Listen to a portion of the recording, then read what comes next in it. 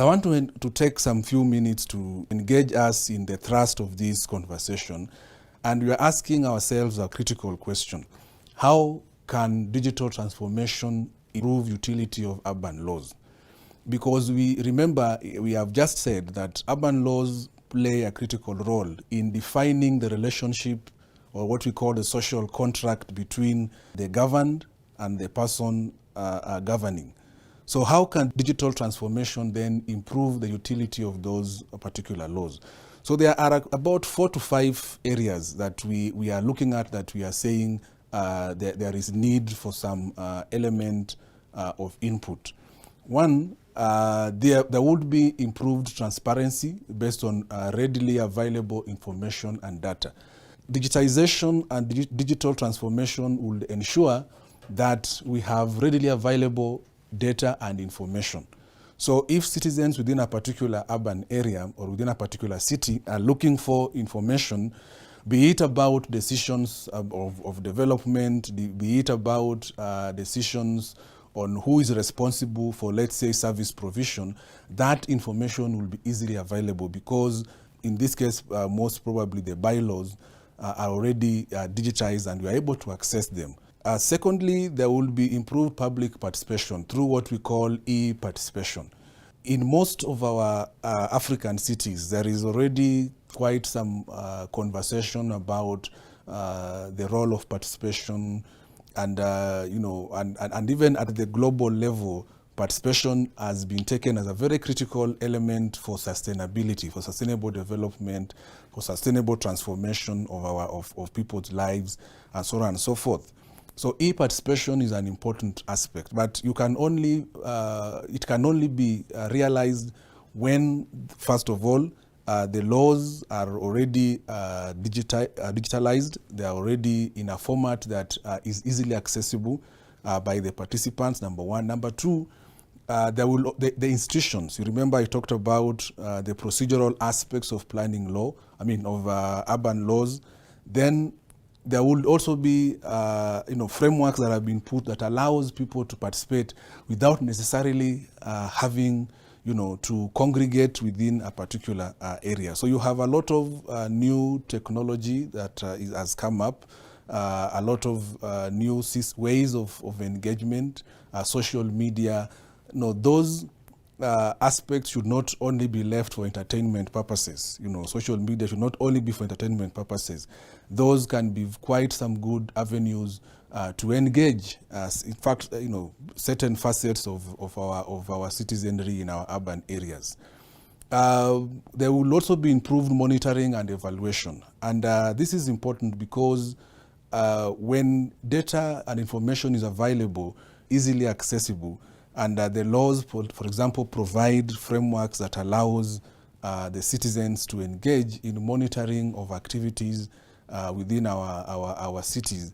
Then, for example, offenses that are there in terms of, let's say, somebody engaging in a development or in an activity that is against the regulations or the laws that are provided, people are able to engage the authorities and are able to engage in a clear reporting framework, because we have all these, we have created platforms that then allows for people to engage within that particular framework.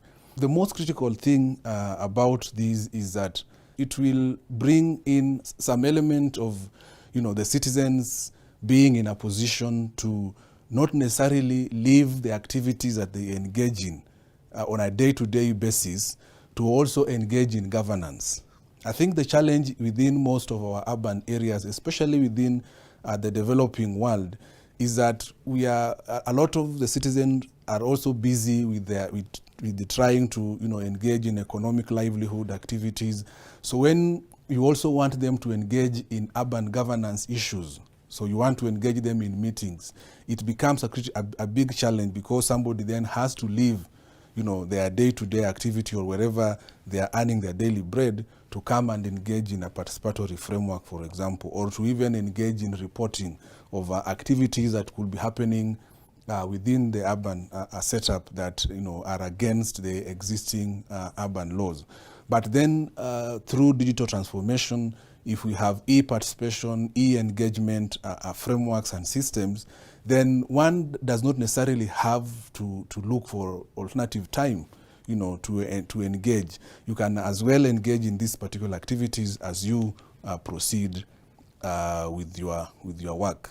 A few about challenges in the application of urban laws towards a digital transformation. The major challenge here, maybe if we just pick on one or two, the first big challenge is about the unrealistic expectations of law reforms. Yeah, legal reforms, sometimes take quite some time.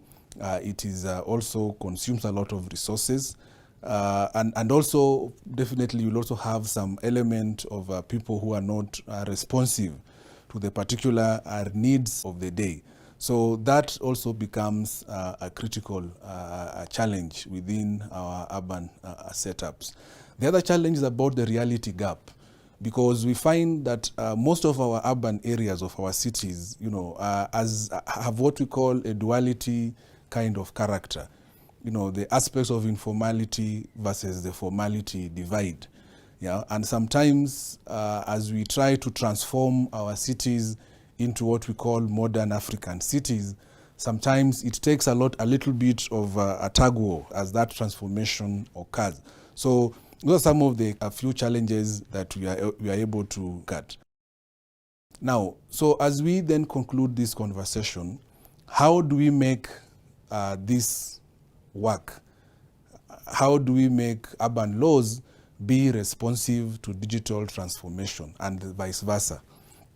One is we need to create some clear legislative and regulatory frameworks that are flexible and adaptable to the new ways of urban governance and urban management, and that also are responsive to the new technology advancements that we are having within our urban space.